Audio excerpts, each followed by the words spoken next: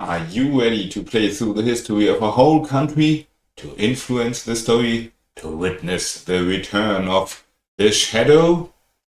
Then let's take a look at the game modes as we continue our What to Expect of the Game series of Between Light and Shadow.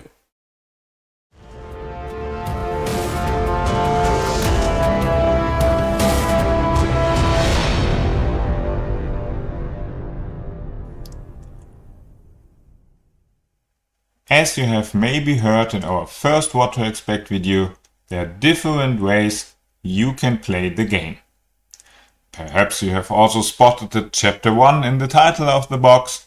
And yes, this game is the first in a series of games where you can follow the path of Mara, our main character, as she leaves her home village and gets part of the epic story about the return of an ancient god called the Shadow.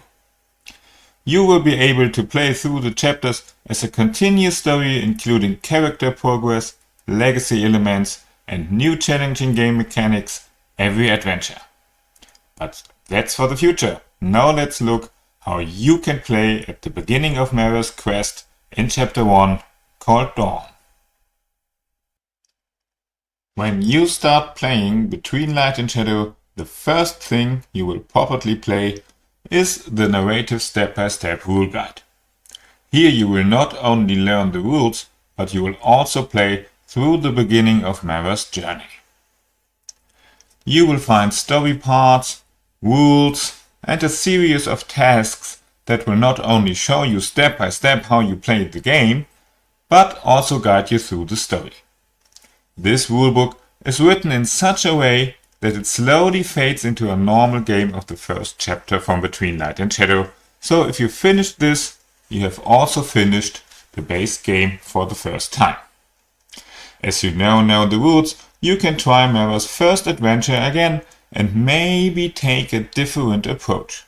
Perhaps you skilled agility in your first game and want to try out more mind-based abilities.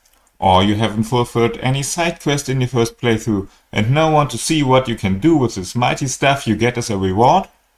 I can tell you there's a lot to explore and many different ways to score points.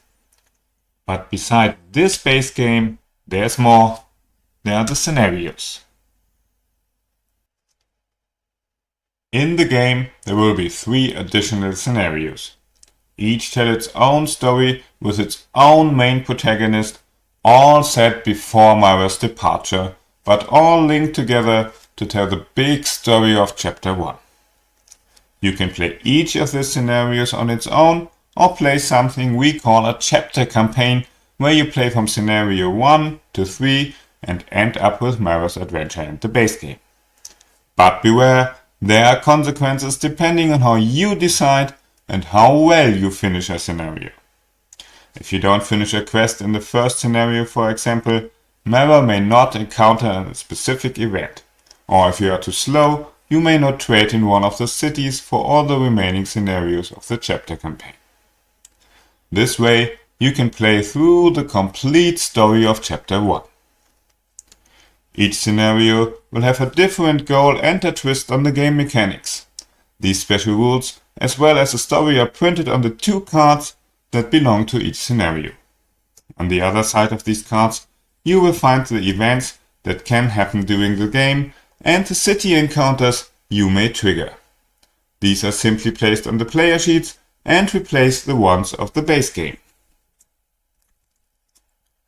This way, each scenario will be different and you can easily switch from one scenario to the next in the chapter campaign. As you know now in which ways you can play the game, next week we will look closer at the gameplay and what you can do when we go through an example game turn. Until then, stay adventurous!